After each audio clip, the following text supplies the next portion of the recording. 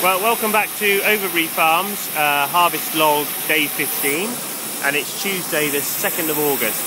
We're in the Grainstore here, back at Middlebarn Farms. This is a store that was put up in 2008, and it holds about 1,800 tonnes of wheat when it's completely full. So this is all the gallant that we've harvested so far.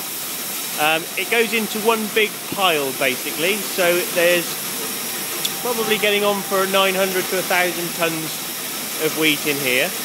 As you can see, there's a little bit of chaff just on the top, but that tends to rise to the top of the pile anyway, so we're not too worried about that. And the quality of the grain, quite pleased with it. Here it is down here, and nice and dark. It's got a very high bushel weight this year, a specific weight, so grain for grain, it's actually quite a heavy grain this year. So hopefully when we come to load lorries, we'll be putting slightly less bucket loads in each lorry, which will just help with the tonnage a little bit, and we'll sort that out a bit later on.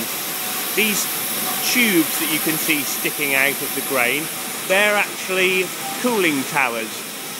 It's called a pedestal, and what happens is there are little vents, little holes in the bottom wide bit of the tube there, and at the top we'll stick a fan, and it'll have a temperature probe that sits in the wheat, and it also measures the air temperature within the store, and when the air temperature is 5 degrees or 6 degrees depending on how we set it, cooler than the grain, then the fans will actually start up. The idea is that we want to cool the grain down to somewhere between 5 and 10 degrees Celsius, so that we don't get bugs and insects living in the grain, which we definitely don't want. And here's one of them. Oh, here's one now. It's a big old stag beetle. So I'm going to just pop him over the door. He looks quite scary, really.